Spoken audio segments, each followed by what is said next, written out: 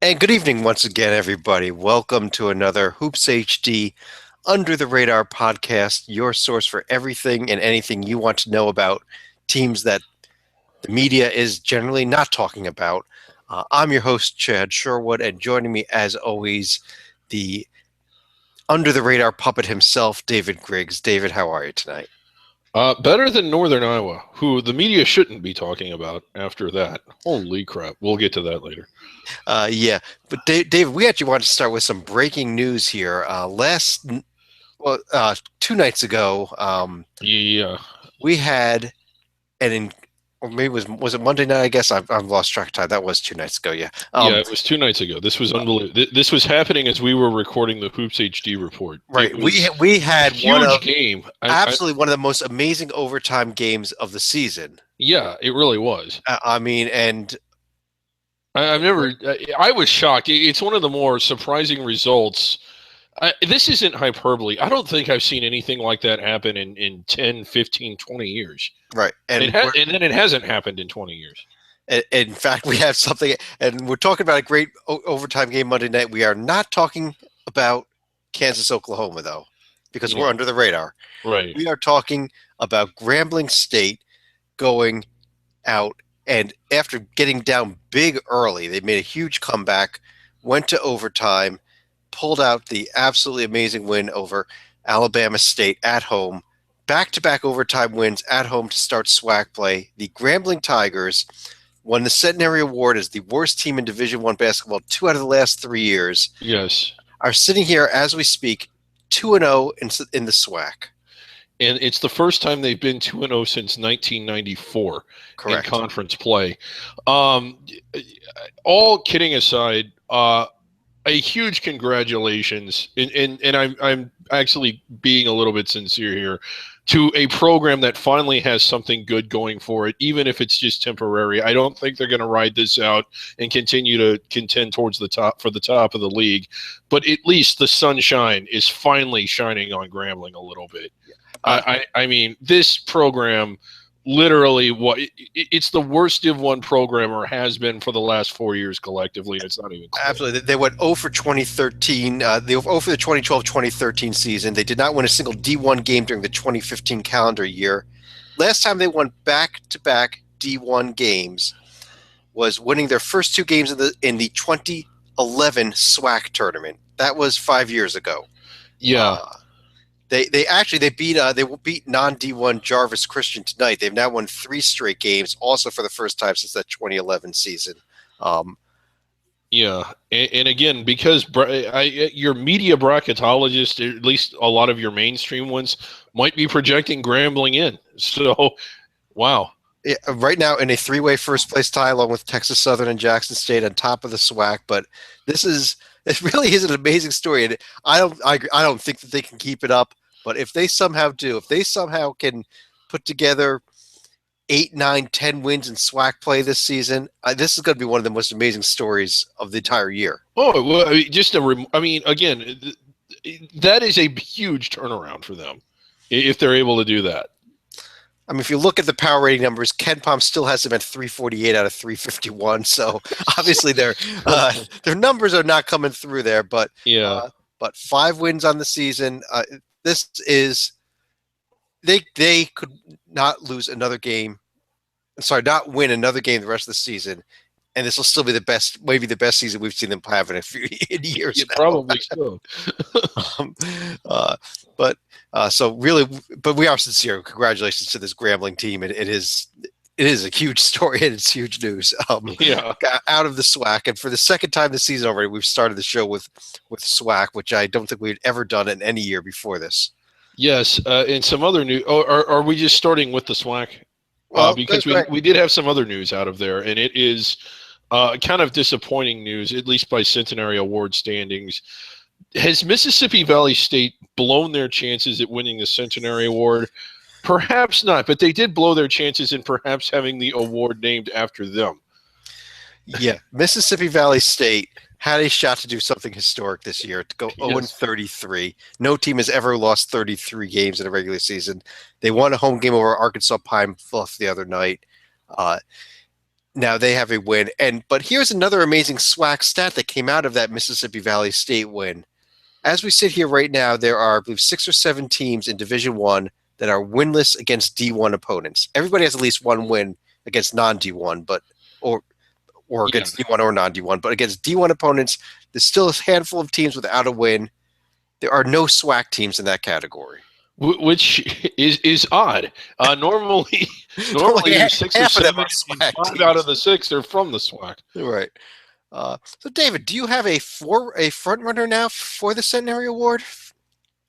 I still got to think it's Mississippi Valley State. I still think they have it in them. They might not lose 33, but they might lose 32. I'm actually looking at a team over in the MEAC, the Delaware State Hornets. They picked up their first win of the season, beating Summit 93-44 this week, still without a D1 win. Really have not looked good in a single game this year. Stuff like losing by 20 points at San Francisco, by more than 20 points to UC Riverside, by 14 points to I'm sorry, that was only 6 points to Delaware, but they have not looked good. They're the team that I'm kind of looking at here for the Centenary Award right now. Right, and it might not be unanimous. It has been all but 1 year, though. Yeah, and the 1 year was not unanimous. It was actually a very controversial, but we'll get more into that as we move along. Right. We still got 2 months left before we talk about that seriously. Right. And yeah. Let's actually, Dave. I want to hit one other piece of news and notes before we go through the rest of the conferences here, and that was a bit of news that we missed here, and we need to be chastised for it. The Pacific Tigers, we'd heard about what was going on with their program and the NCAA investigation. About 2.5, 3 weeks ago, they did self-impose a postseason ban for this year, and we kind of failed to recognize that here on our podcast. Yeah, we failed to recognize it on our podcast, and the other thing is that we failed to, and this was extremely grossly negligent, we failed to update our survival board. Had we not done that, I don't think it would have happened, but it's possible that the committee may have taken them by mistake, despite the ban. And if any committee members were sitting at home making a bracket for themselves, they may have accidentally put Pacific in. Yes. The tournament survival board, if you look on our website, there is an NCAA tournament survival board link right on there. Let me see, in fact, maybe we can actually show this to you in half a second here. I'm going to possibly pull it up on our screen. Maybe not. Here we go. If you could probably see that on my screen right now. Yeah, it's black right now, but let's see. It's not sure. Oh, there it is. Yeah, there it is. I think. And there you see it. This is our NCAA tournament survival board. You see it now has been updated as of January 4th, and you'll see the list of teams that are ineligible. On there is Pacific due to their postseason ban, leaving us with 340 teams remaining because Grand Canyon was reinstated. Yes. Now we're assuming that Grand Canyon will get the waiver. We'll get to that certainly here in a little bit. The Lopes waiver movement, but I don't see why they wouldn't. I mean, you know, if something happens and that waiver does not come through, this number would actually be 339. But until that final decision is made, there are 340 teams eligible for the NCAA tournament and eligible to potentially win it all. Yeah, Pacific not among them. So self-imposing a ban, in all seriousness, Pacific self-imposing a ban on making the postseason is sort of like me self-imposing a ban on myself that I'm not allowed to win the lottery this week. I mean, they would have had to have won the West Coast Conference tournament to get any sort of berth, NIT or anything. And that just wasn't, or I guess if they would have finished in first, but that was highly unlikely. So really, it's in the grand scheme of things, no one's going to notice anyway. I guess it was a little bit better than Southern Miss, who was, I think, had already been mathematically eliminated from being qualified to the Conference USA tournament last year when they announced their ban, their self-imposed ban. A little better this year, Southern Miss announced their self-imposed ban at the start of the season. But let's go through what we like to do here. Our Under the Radar shows is go through all the conferences, Under the Radar conferences in alphabetical order. And David, why don't you fill us in again on what it means to be under the radar? Well, there are essentially, of course, the 5 power conference, the SEC, ACC, Big 10, Big 12, and Pac-12. And then there are, in addition to that, 4 conferences that are regular multi-bid leagues, that being the Big East, the Atlantic 10, the Mountain West, and the American. Although the Mountain West, probably not a multi-bid league this year. In fact, there's probably some under-the-radar leagues that are ahead of it. But generally speaking, those are the multi-bid leagues. So anyone in those 9 leagues we consider to be on the radar. And also anyone from outside of those leagues that plays their way into the top 25. Gonzaga, for instance, Wichita State when they were there, those teams are not under the radar either. If you're in the rankings, you're on the radar. So under the radar is anyone, essentially it's any unranked team that's not in a regular multi-bid league. Exactly. And which means that we do have 23 of these conferences that we need to go through. And we always like to start over in the America East, where I personally think that one team is starting to look a lot better than everybody else here, and that's the Stony Brook team. Yes, especially now that, I mean, the conference play, it's kind of, just now getting underway, but Stony Brook is probably looking like the best team. They've won this league before. They finished first before. They've hosted the championship game before. They've had a lead in the championship game with less than a minute to go before. The one thing they have not done is won the championship and made the NCAA tournament. But here they are again, one of the front runners. Right, yeah. In fact, out of the 9 teams in this league, only 4 of them have ever been to the NCAA tournament, with Albany, Vermont, UMBC, and Binghamton. And UMBC and Binghamton will not be talking about this year. Albany and Vermont, I think we will be as the season goes along, though. I think Albany is the second best team, but again, I am leaning on the Stony. I'm on the Stony Brook bandwagon here as far as who I think is going to win this league at the moment. Yeah, I would agree with that. Atlantic Sun just got underway with its first conference game tonight as North Florida pretty much manhandled Stetson tonight, being Wednesday evening. But we're going to hit a major event coming up here on Saturday, David. NJIT, for the first time in school history, will be playing a conference game in a Division I conference that receives an automatic bid. Yes, and it's a big deal for them. They've actually been somewhat disappointing this year. A modest 8-7, considering how good they were playing at the end of last year and what all they had coming back. I think we were expecting a little more from them. Did not look good tonight in your under the radar game of the day against Yale. But again, the thing about it is it's a new day, it's a new season. No one in this league is inside the bubble. It's all, so they're going to get one team in.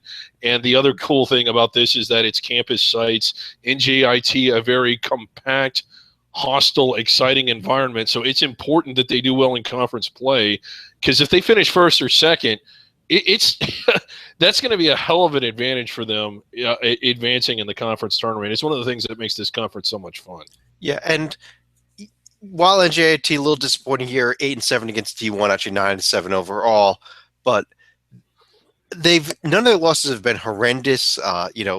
Kent State, Columbia, Albany, Yale, these are all solid programs in terms of those leagues, and I think the only team that gives them any trouble in this conference that they're in here is going to be North Florida.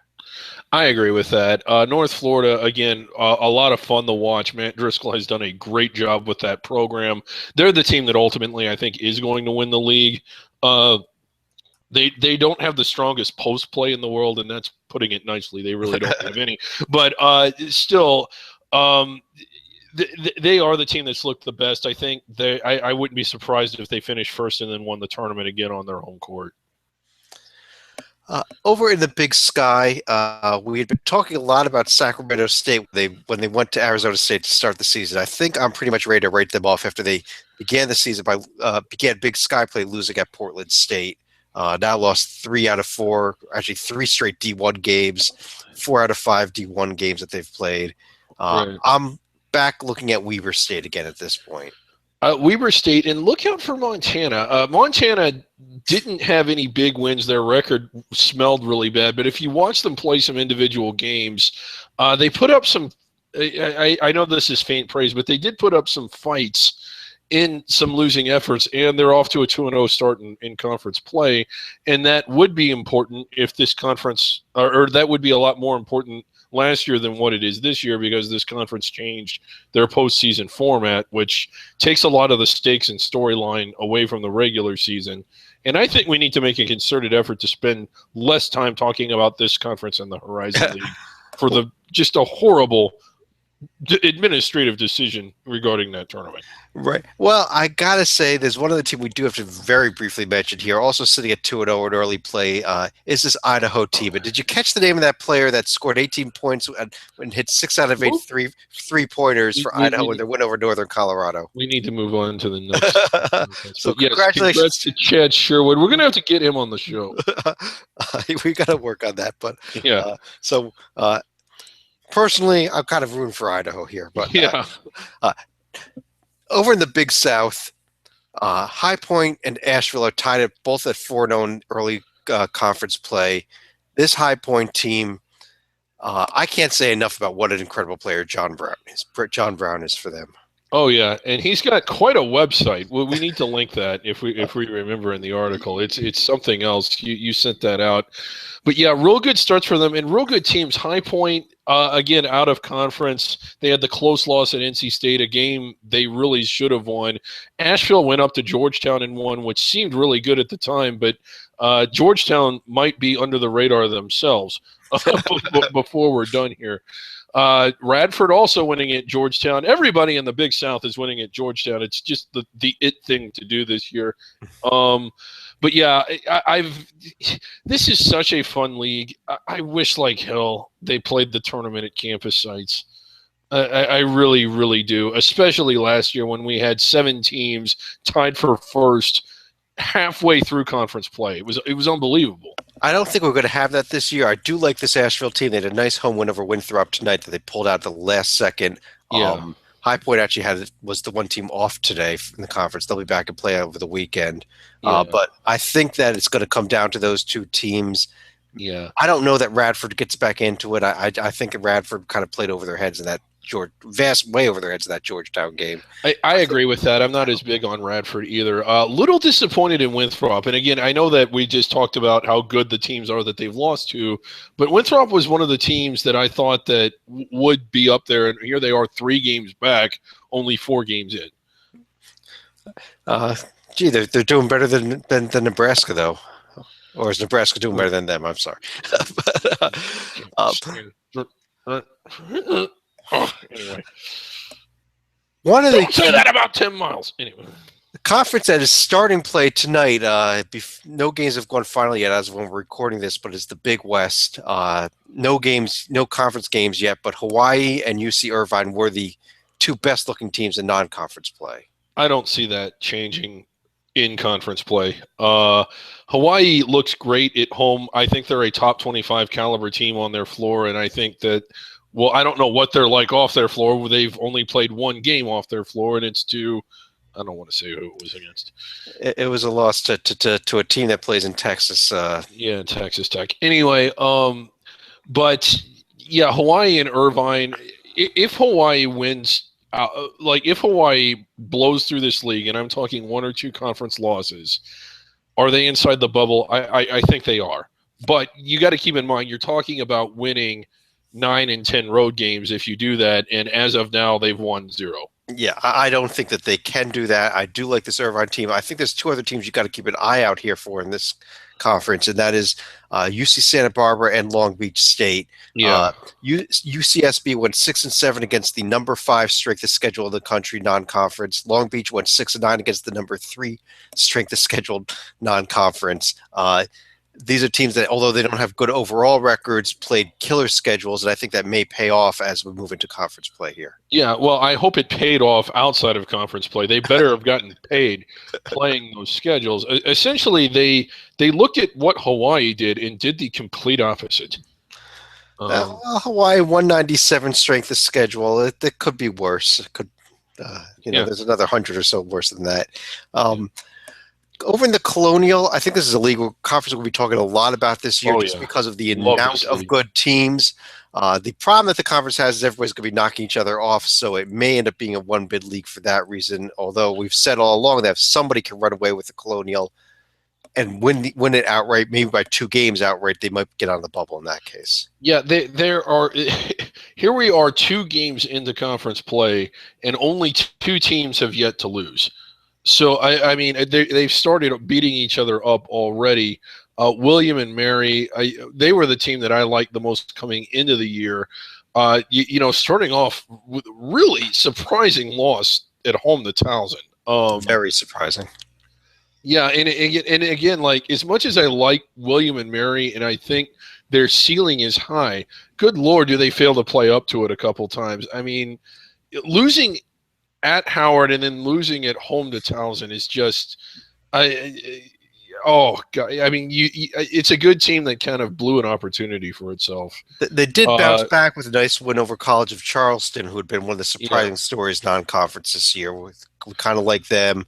You still got James Madison, Hofstra, Northeastern, maybe even UNC Wilmington in the mix here. Yeah, Wilmington had an okay record, but it was mostly against cupcakes. Hofstra has a little meat. They have the win against Florida State. Northeastern has a little meat. They have the win against Miami. That's a fantastic win. Only team that's won at Miami, but they had some bad losses to go along with it. And when I say bad losses, I want people to understand. I mean bad losses by at large inside the bubble standards, which is what we thought, or at least what I thought. We were looking at with this league. I thought we would get more than 2 teams in. We still might, but it isn't that they failed to win the big games. It's that they've lost some of the smaller ones, and that's what's killing Northeastern and William and Mary in particular right now. Yeah, you look at Northeastern, a loss at Miami of Ohio, a loss at Western Michigan, a loss at Detroit. That takes away everything you gain by winning at Miami. Yes, it does. But let's keep moving on here. Down in the over in Conference USA, actually, David, it's kind of looked like it's going to be a 4-team battle in this conference, and I don't know that anything I've seen so far has changed my opinion of that. Maybe a 5-team battle here. You have, UTEP is off to a decent start. Louisiana Tech's pretty good.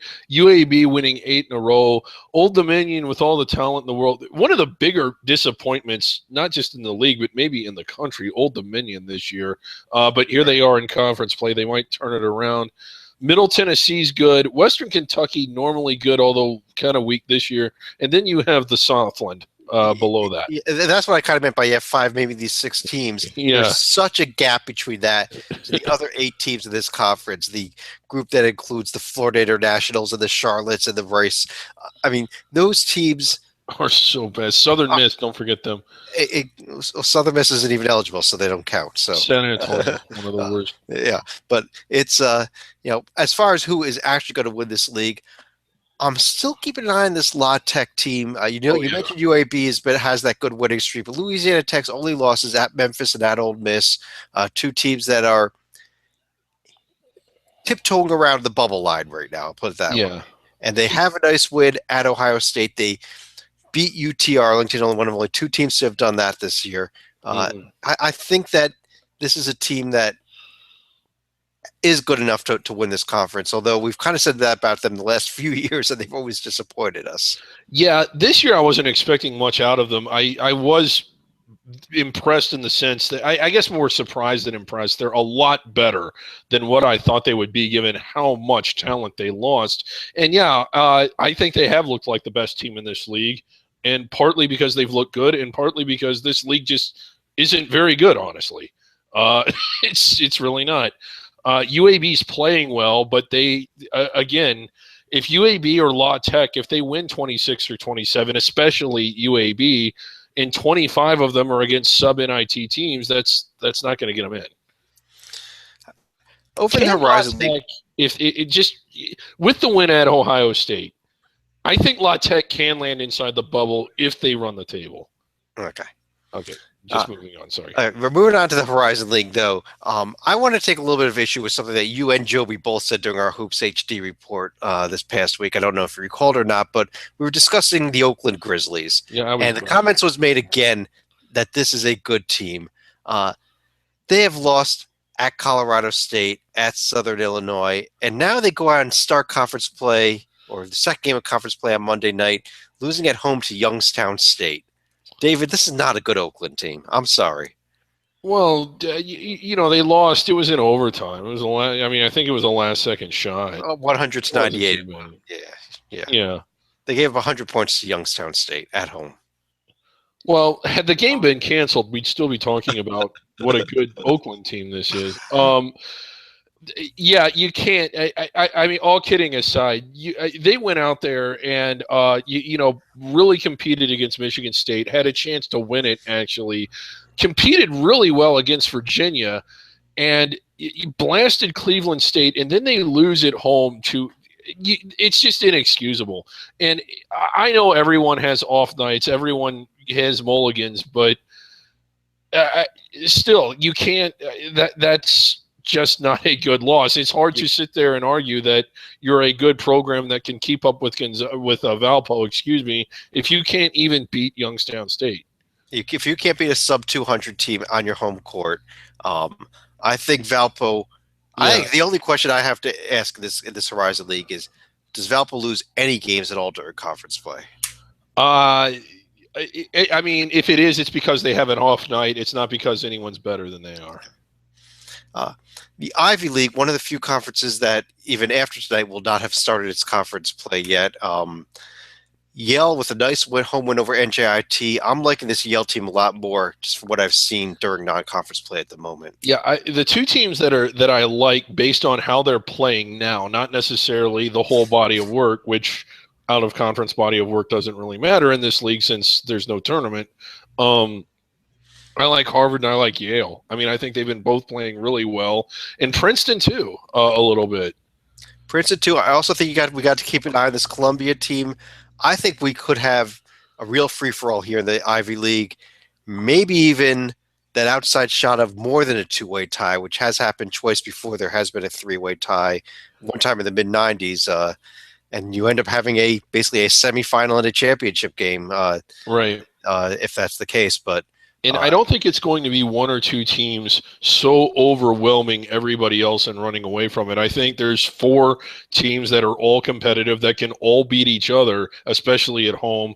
And I think it's going to be an actual fun race where it's not Harvard. It's not like Harvard and Yale or Harvard and Princeton or Harvard and Penn overwhelming everybody else and only seeing 1 or 2 competitive games all year.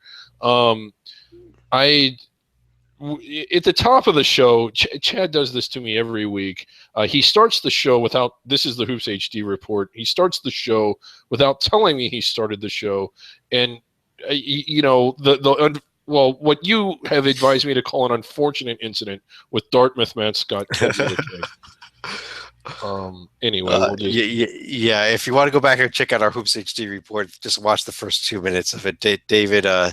David's not allowed to go to. It's been banned from the state of New Hampshire, which I think. What's left? Alaska. Maybe, yeah.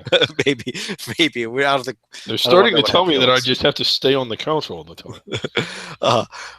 Metro Atlantic, the Monmouth Hawks, of course, we've been talking a lot about them all season. They did get the revenge from their loss at Canisius by pounding them 81-66 in their conference home opener this week. Yeah. We lost last week to Army is still kind of haunting them a little bit, though, I guess. It is. Now, Chad, you're the host, and sometimes as the host, you're a panelist as well, but you don't exactly get to call on yourself. So we got into this a little bit during the Hoops HD report about Monmouth's current projected seed. Our John Titel, who guesses the committee, we do 2 different kinds of brackets, is guessing that the committee would have Monmouth on the 12 line. And then our staff bracket, at least we're going to be building one tomorrow, John Stalika had them on the 11 line. I would like to get your thoughts on, because it's going to be interesting. I'm bringing my battle gear tomorrow, and I know I might not win. It's a committee, but I am arguing a lot more for this Monmouth team than what a lot of other people seem, not just us, but nationally, seem to think of Monmouth. How the hell is this an 11 seed? Well, David, let me tell you here, because I'm going to kind of defend our colleagues at this point. First of all, they have a loss at Canisius and a loss at Army. Those are both sub 150 losses. They are basically what you call a bad loss, Well, albeit on the road. And okay, and I understand that Army has a shot to win the Patriot League, although they did lose tonight at home to Lafayette. But Canisius, obviously a bad loss. The other two losses at USC, definitely forgivable. Neutral court to Dayton, definitely forgivable. Now, but let's look at those huge wins that we've been talking about, and there were four of them. At UCLA, neutral court over Notre Dame, neutral court over USC, at Georgetown. Georgetown win. Everybody wins at Georgetown. Radford wins at Georgetown. UNC Asheville wins at Georgetown. I don't know how much credit you give to that Georgetown win the way the Hoyas have been playing recently.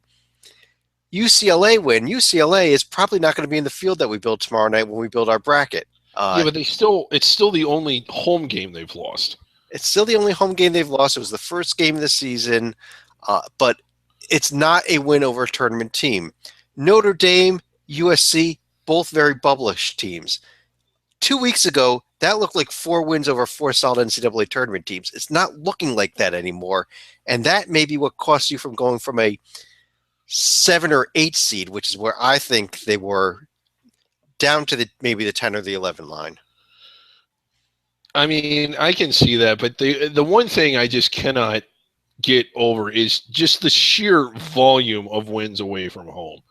I mean, categorically, that is remarkable. That is remarkable. Now, obviously, they have a lot more road games to go still in conference. It's going to be interesting to see what they do next Friday night at Iona, what they do February 1st at Siena. Those are the two conference games I'm really targeting. But if they can't win at Canisius, are they going to struggle with their game Monday night at Fairfield? Are they going to struggle at Quinnipiac? Are they going to struggle at Ryder? I think it's too early to say if they really need to. Well, I think they lose no more than 2 more games the rest of the way before the conference tournament. I think they need to finish first to be safely inside. Absolutely have to finish first, no doubt. Yeah. I don't know. You just kind of hate to see. Well, you need to play people. I mean, this is the criticism, and they've always said it, and I've believed it. You need to play people, and you need to play on the road. Well, here's a team that did both in abundance, and I just think. But what the reward for that is that you get in the field, and I will strongly argue that if Iona wins the conference tournament, or Siena, who hosts it, wins the conference tournament, and Monmouth finishes in first place with what they did non-conference, I'm going to be yelling and screaming that they belong in the field, but I'm not going to be yelling and screaming necessarily that they belong as a 5 seed. They may belong in the first 4. They may belong as 11 or a 10. That's where they're probably going to end up. Yeah. And it'll probably become a little more clear as we go on. Right. But, wow. Okay.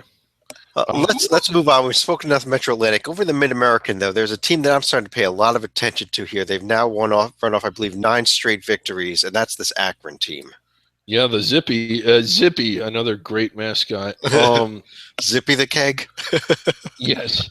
They're trucking, but here's the other thing that about all 9 of their wins. None were against a team with a winning record. Iona. They beat Iona. They beat that Santa Barbara team that, although they don't have a winning record, has been playing well, and I think will have a winning record. Buffalo had a good season last year, if that counts. But their losses were at Green Bay, not that good, and at Villanova, absolutely excusable. And they did pick up the win at Arkansas, which was a nice win earlier in the season. I just like the way they're playing right now, and I really think that this is your favorite going through the MAC season right now. Yeah, I like Kent State as well. I like Northern Illinois more so of just I don't like them to win the league, but I like the year they're having and the direction that program is going, especially considering how poor they were. But this is a fun conference. It's by under the radar standards. I think it's the one that's packed with the most rivalries, minus maybe the Northeast Conference, but these are a little bit of a bigger scale. Akron didn't really lift any weight. Most of the time we're used to seeing teams play really hard out of conference schedules in this league. Akron and Kent, it seems like we're among the teams that didn't play the kinds of schedules that we're used to seeing them playing. But because of how good a lot of these teams are on their home courts, I do think that if Akron can run through it, you have to look at them very closely. I'm not going to make an argument that even if Akron wins the conference, that they deserve an at-large bid. I just, I think by MAC standards, they're playing well. At least by 2016 MAC standards, they're playing well. Yeah. But I mean, maybe if they go undefeated in conference, you can look at them for an at-large bid. But they are sitting here with a 302 strength of schedule in the country, which is what you alluded to earlier, and that doesn't earn you an at-large bid, in my opinion. It shouldn't. The MEAC, David, what do you want to say about it? It's bad. Okay. I hope they enjoy Dayton. Okay. I think we still both like Hampton as the best team in that conference. Yeah, I certainly do. We wanted to get to a game in the Missouri Valley Conference that we just watched before we started this show tonight, and really a great game between Wichita State and Evansville at Wichita. Excited for the return matchup that's coming up at Evansville. I think this could be another great game this season. Yeah, I really had the sense that Evansville really needed this one. I know they had the bloated record, but they really needed some meat. But even though it's January, this really did have a high-stakes game feel to it. Wichita being a strong team, but that has a lot of ground to make up from the injuries early in the year. Tonight's win was big. And then, Evansville, who, while has a good record, needed some wins of note, and winning at Wichita certainly would have been. But a really good game, two really good teams. Both should be in the discussion, and who knows, both might end up getting in. Yeah, I mean, Evansville's problem is going to be that strength of schedule again. They're 257 right now in the country. They're really going to have to run through this conference and probably get the home win over Wichita coming up in February here. Yeah, probably so. A team that I liked a lot as recently as a week ago, despite some toe stubs, I do not like much at all. Northern Iowa, we alluded to it at the top of the show. Just what in the world? One of the most inconsistent teams in the country, really. Right. Now they've now lost 2 games. They lost at Southern Illinois. They lost tonight at Missouri State by a point. I think we can write off this Northern Iowa team. Yes, 2 great wins, but that's it. And there's too many bad losses there. Maybe they could sell them to Evansville and Wichita. David, what do you do about what are you looking at with this Southern Illinois team? Are you looking at them 14-2 overall, 3-0 in conference, beating nobody? Their best win is over that Oakland team that I just told you how much I hate them. Yeah, well, I mean, there's about 70 or 80 teams that are behind them in strength of schedule, so that's pretty good. And we alluded to this last week. They should be 16-0 with this schedule. Their losses UTEP and SIU Edwardsville. Yeah, they really should be. A bloated. Again, it's smoke and mirrors. You have 14 wins, and none of them were against NIT caliber teams. Yeah. I guess we can move along to the Northeast Cuff. Yeah. Oh, never mind. No, none of them are. Air Force certainly isn't. Let's move on to the Northeast. Let's move on to the Northeast Conference. Is there someone you like here? Well, you got 3 teams that are 2-0 right now: SFPA, Mount St. Mary's, and Bryant College. I know you like this Wagner team a little bit. It's the only team with them and LIU Brooklyn both have winning records overall. Yeah, I kind of liked Wagner. Bryant, again, I was actually kind of disappointed in Bryant. I liked them coming into the season, and I realize out of conference you can't read too much into it, especially in a league like the Northeast that's even towards the bottom of the under the radar in terms of strength. But I thought Bryant would do a little better than that. But again, they won just 2 out of conference games, and I kind of wasn't paying that much attention to them, but here they are 2-0. Was Bryant, if I remember, was your preseason pick, weren't they? No, I don't believe they were this year. I believe they were last year. I think I went with I did. I went with Robert Morris this year, and they are sitting here 0-2 and 2-13 overall. So maybe I should have said it was Bryant was my pick. It's going to be a fun conference. It's going to be a fairly even conference, other than maybe Central Connecticut State down there on the bottom. But I don't know that we're playing for anything here other than a trip to Dayton. Probably not. But again, the rivalries in this league are a lot of fun, especially the 2 Brooklyn schools. I like the atmosphere. It's those small, compact gyms. When the students get back, it really is a fun league to watch, and the tournament's fun. But yeah, again, we're looking at. I think this league's ceiling is a 16 seed that's inside the first 4. if Yeah, they even get that. and they'll need some help with a few upsets in other conferences Right. to Yeah. get there. Uh, Another one, we've talked about what a disappointment Old Dominion has been this season. I think the other most disappointing team in the country has been this Belmont team over the OVC. Yeah. Still, I Absolutely. think the best team in the conference, which is what Old Dominion does not have, but Right. really just been a disappointing non-conference. Yeah, it has, especially with how well they were playing at the end of the year last year, and with all they had coming back. It's a little bit sort of inexplicable why they're as poor as they are. And they started off right; they won at, they won at Marquette to open the year, and since then they're 7-6 since winning that game. I believe that's right, and they've not only have they not really beaten anyone other than Valpo, perhaps, they've lost to some teams that you just, losing at Cleveland State. Good grief. Yeah. The home win over Valpo was the only saving grace here. Uh, they really are going to need to run through this conference again, though. I don't think there's anybody else in the conference that can really challenge them. No, I just not don't see it in the rest of the OVC. yeah. Uh, a conference that I think is going to be one of the most exciting conferences again for the second straight year is the Patriot League. And I made this comment. I emailed you this comment earlier. Loyola came out with a huge win at home tonight.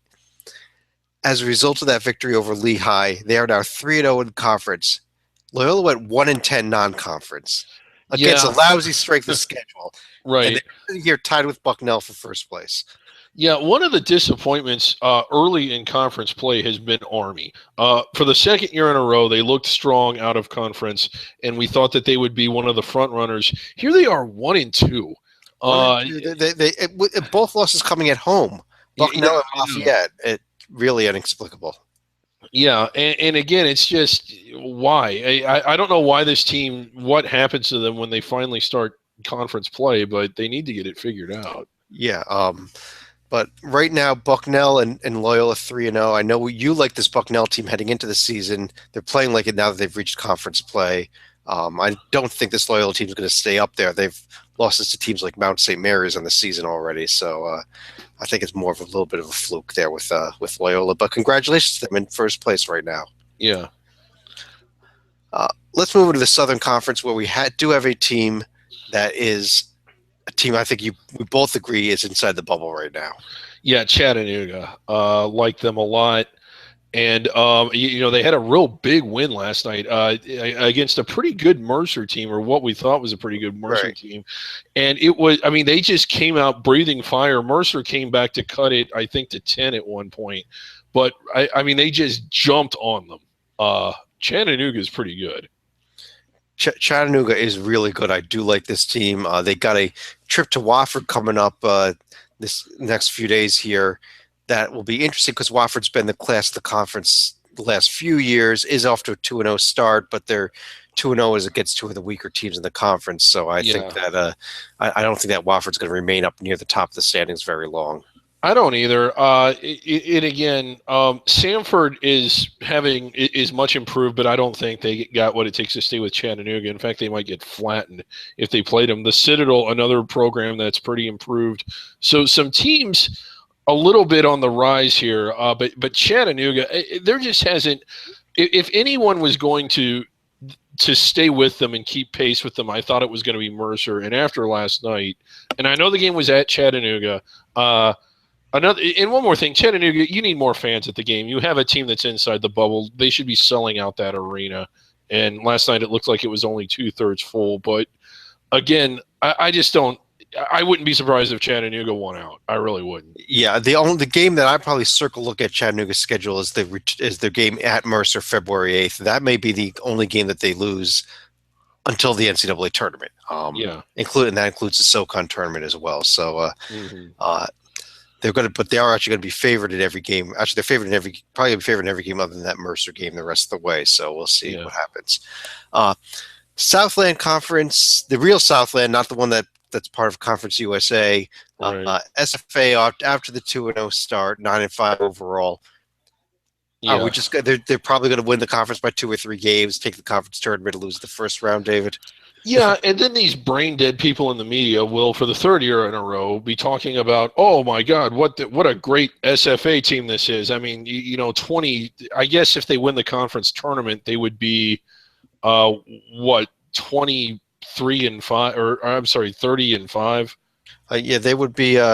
They'd be 20 if they win out all the way. Yeah. It would be 27-5. Okay, 27-5, and I guess that's including the conference tournament. Including the So, conference, yeah. Well, they would get a buy into the semifinals, so they only have two oh, conference okay, tournament yeah. I'm games. sorry, I can't count. And I've been drinking, so I can't keep up. But and again, everyone will be talking about what a fantastic team this Stephen F. Austin, is, and how, and they're not. All they've done for the last, with the exception of the win against VCU, which is still utterly surprising to me. All they've done is proven that they can beat up on sub 200 teams. And non D1 teams, which they played Yeah. 4 of this year. Yes, again, 4 again. Okay. Over this, well, we actually already discussed SWAC at the top of the show. Yeah. If we're talking about teams that could be on the bubble, though, in the Summit League, this South Dakota State team, not quite the profile that Chattanooga has, but a lot of wins, including a win at Minnesota, a win at TCU. These are, power conference schools, but the bad power conference schools, I guess you could say. Yeah, they're sitting here at 11-3, and again, I mean, if they're an outright first place finisher and they're at or near the top 40 of the RPI, I think they're going to get a look. Going to Oral Roberts, going to North Dakota State, I mean, you could make a case that they should get some credit for winning those, because although those aren't teams that are inside the bubble, they are teams that are solid at home. I think that they have maybe one more strike. I think if they win out, they're in for sure. If they lose one game during the regular season and then another in the conference tournament, they'll get a serious look. But anything short of that, I think they'll need the automatic bid. And when we look at what they did non-conference, a bad loss at UMKC, and that's going to hurt them.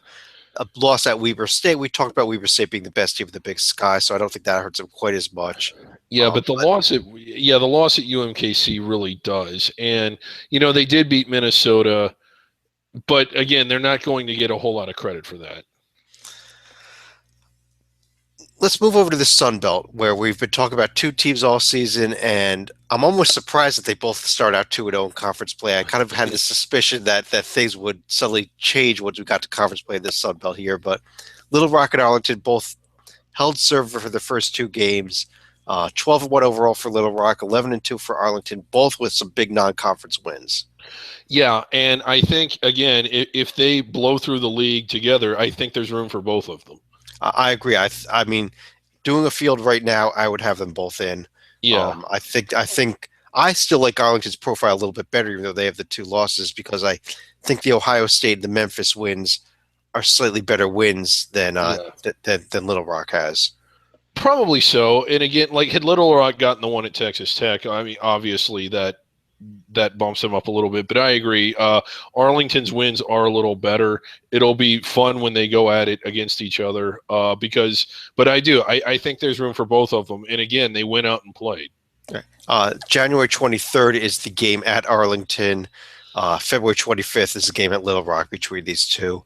Yeah. But keep an eye out for both Louisiana schools, Georgia State. These are teams that have shots at pulling the upsets during conference play as well, and that could play spoiler for these teams. Oh my God! Quick aside here, Chad. Just real quick while we're recording this, we defined under the radar at the top of the show. Can you just confirm that Oregon State is not under the radar? Because here they are at home in a big conference game after a big rivalry win. No one's there. Well, they are playing Stanford, but.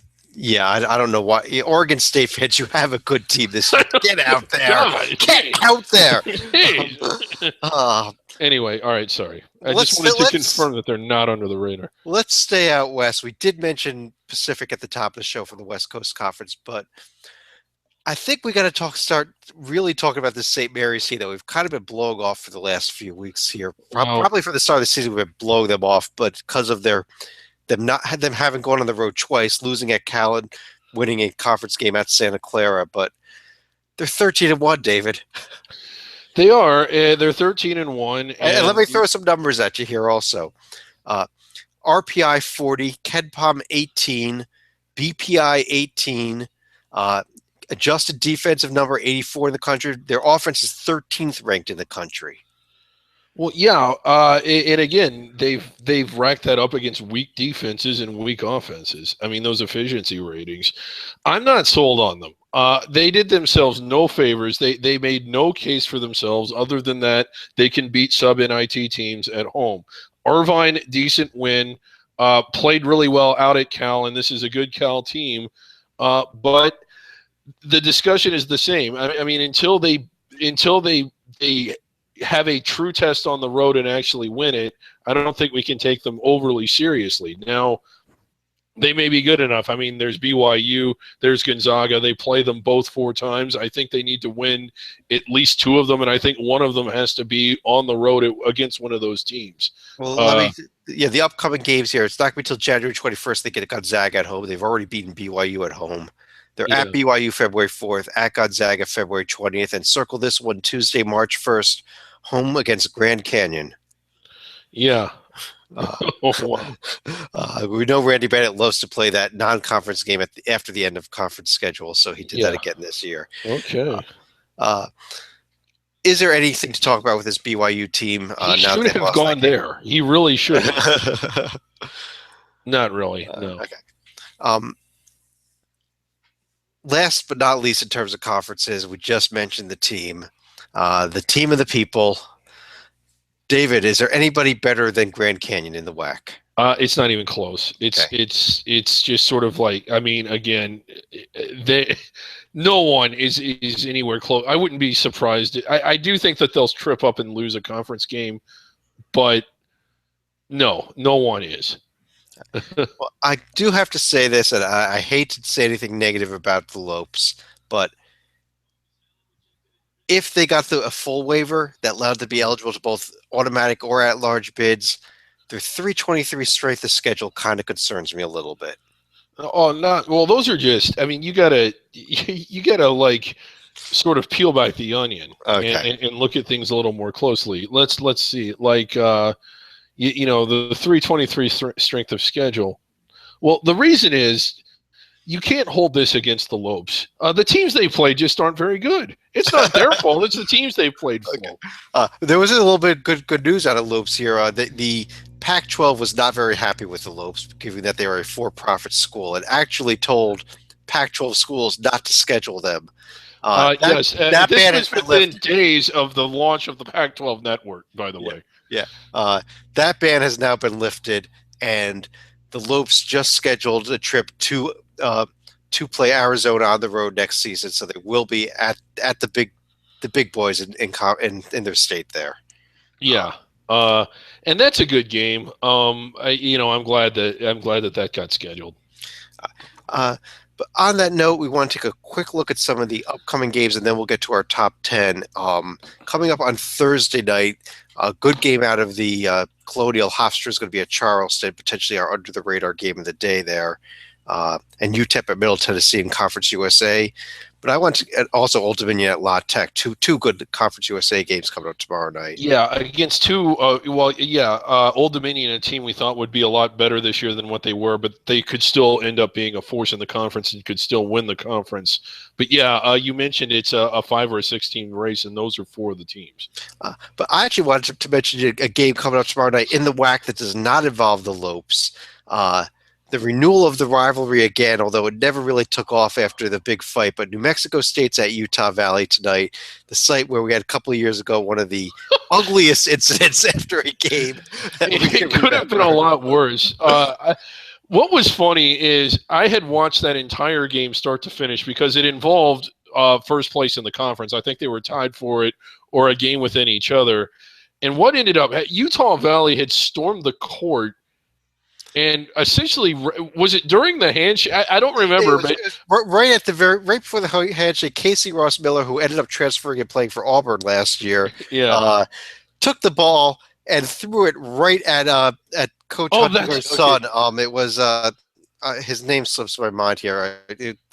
it was at the very end of the 2014 season. It was Holton Hunsaker, the coach's son, threw the ball right at him intentionally and sparked a fight. But with the fans storming the court at the same time, fans got involved in it as well, and it started getting really ugly. Yeah, and again, the assistant coaches in New Mexico State did a hell of a job, like getting the players out of there.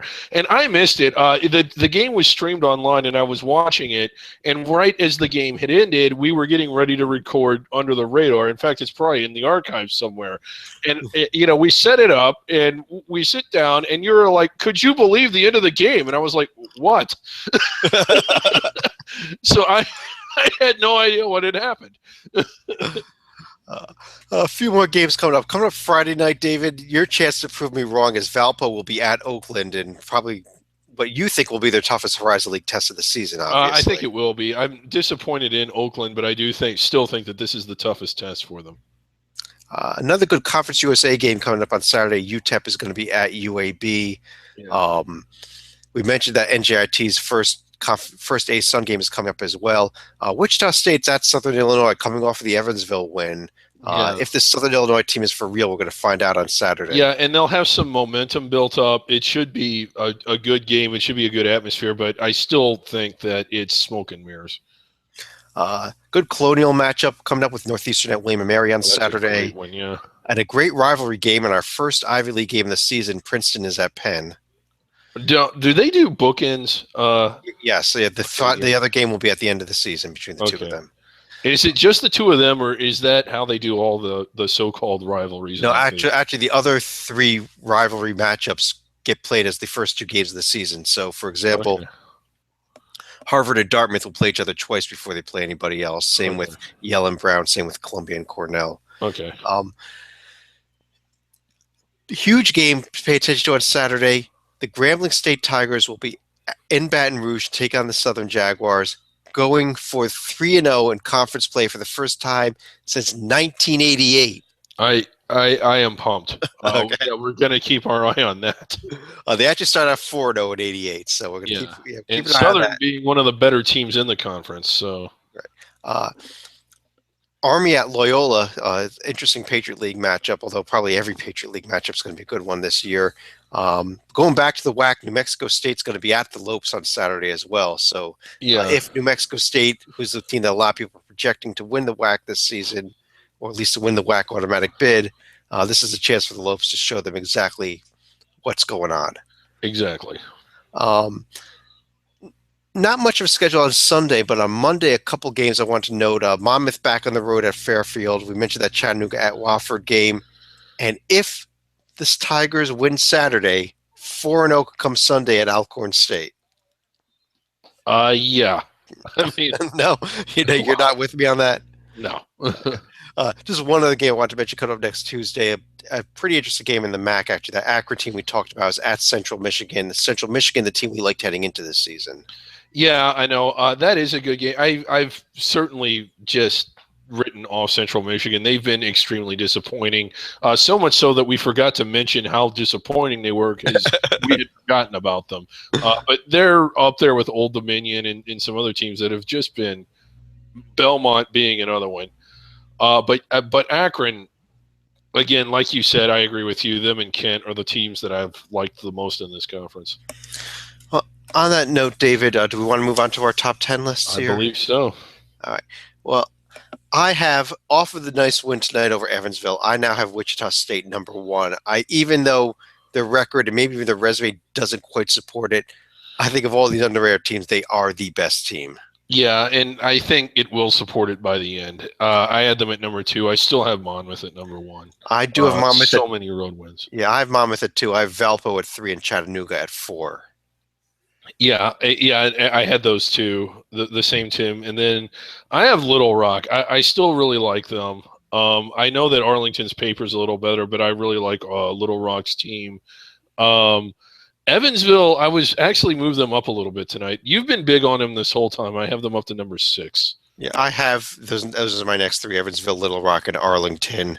I think it's an 8, 9, 10 where you and I may differ. And I moved into my top 10 for the first time this season at number 8, this St. Mary's team, just because I'm can't ignore the record. They do have a win over Stanford. They do have the win over BYU now. That's why I have them there. Yeah, I'm still not. I mean, until they start winning true road games, I just can't think. I mean, because everybody else on this list has.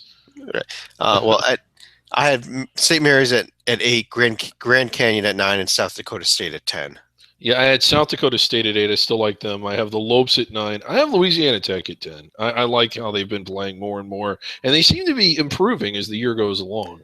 Yeah, I did give an honorable mention to them. I also gave a little shout out here to both Hawaii, who, without losing, fell off my top 10 list just because I think that St. Mary's is the team that moved up there and kind of overtook them with the BYU home win over BYU, and I'm really taking a look at this Akron team now. They're a team that's on the verge of breaking the top 10 as well. Mm-hmm. Well, on that note, anything else you want to bring up here tonight, David? Any other final thoughts? No, just a little news and notes. We're going to be doing our first, what do you use it? A bracket rundown where we collectively get together. I believe you're going to be the arbiter, and like your basic, like we're going to be arguing, and then if you know what you're doing, you're just going to agree with my assessments, and we're going to build the seed list tomorrow. Yeah, so this is the first time we've done this year. We're going to be recording this tomorrow night. It'll be up on the site either late tomorrow night or on Friday morning. But we are actually going to have our whole panel here, or a bunch of our panel together, arguing out at least through all the at-large bids, arguing out who belongs and where they belong. And following the show, we will actually take those teams and bracket them up and actually post a bracket as well. Yes. That will be on the site. So when you do watch it, though, don't scroll down and look at the bracket until you have to watch the show, because it'll ruin the suspense. But on that note, I want to thank everybody for joining us again, and we're going to talk to you again tomorrow night. Right. Everyone, you're welcome. Yeah.